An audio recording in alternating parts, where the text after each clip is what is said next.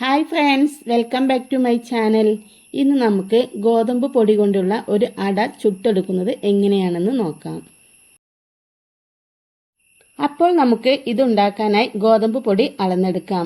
ഞാൻ ഈ ഗ്ലാസ്സിന് 2 ഗ്ലാസ് പൊടിയാണ് എടുത്തിരിക്കുന്നത്.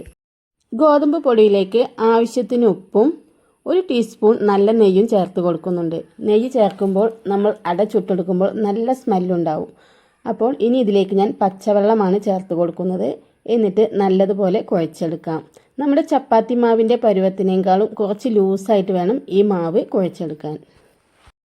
അപ്പോൾ നമ്മുടെ അടയുണ്ടാക്കാനുള്ള മാവ് റെഡിയായിട്ടുണ്ട്. ഇനി ഇതിലേക്ക് ഒരു കൂട്ട് തയ്യാറാക്കാനായി തേങ്ങ ചിരകി വെച്ചിട്ടുണ്ട്. ഇതിലേക്ക് ഒരു 3 ഏലക്കായ ചതച്ചിട്ട് കൊടുക്കാം. അതോടൊപ്പം ഞാൻ ഇതിലേക്ക് 3 അണി ശർക്കരയാണ് ചേർത്ത് കൊടുക്കുന്നത്. അത് ഈ ഇടികല്ലിലിട്ട് ചതച്ചിട്ട് നമുക്ക് ഇതിലേക്കിട്ട് കൊടുക്കാം. ശർക്കരയും തേങ്ങയും ഏലക്കായും കൈ കൊണ്ട് നല്ലതുപോലെ ഒന്ന് യോജിപ്പിച്ചെടുക്കാം.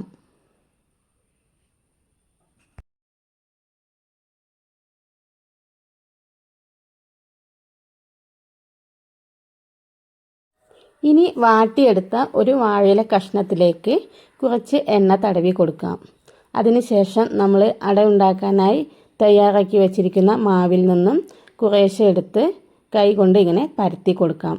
ഇതിനി പരത്താൻ ബുദ്ധിമുട്ടാണെങ്കിൽ നമ്മുടെ കൈ കുറച്ച് പച്ചവെള്ളത്തിൽ മുക്കിയതിന് ശേഷം പരത്തി കൊടുക്കാം. ഇത് പരത്തിയതിന് ശേഷം നമ്മൾ നേരത്തെ തയ്യാറാക്കി വെച്ചിരിക്കുന്ന ശർക്കരയുടെയും തേങ്ങയുടെയും കൂട്ട് ഇതിലേക്ക് വെച്ച് കൊടുക്കാം. അതിനുശേഷം ഇല മടക്കി കൊടുക്കാം.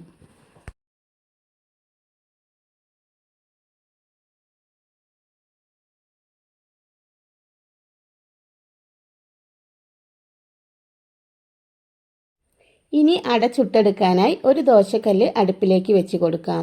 ദോശക്കല്ല് നല്ലതുപോലെ ചൂടായി വരുമ്പോൾ എണ്ണ തടവി കൊടുക്കാം.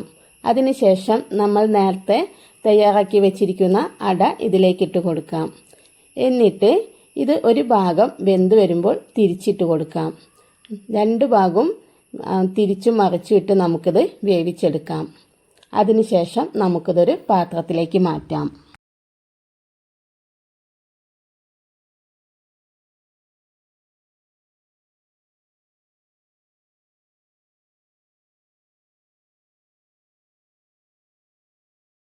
അപ്പോൾ നമ്മുടെ ഗോതമ്പ് പൊടി കൊണ്ടുള്ള അട റെഡിയായി വന്നിട്ടുണ്ട്. നമുക്കിതൊന്ന് പൊളിച്ച് നോക്കാം. ഇതിൻ്റെ ഉള്ളൊക്കെ നല്ലതുപോലെ വെന്ത് വന്നിട്ടുണ്ട്. കണ്ടോ, വെന്ത് വന്നിട്ടുണ്ട്. നിങ്ങൾക്ക് ഈ വീഡിയോ ഇഷ്ടമായ ലൈക്കും സബും ചെയ്ത് സപ്പോർട്ട് ചെയ്യണേ.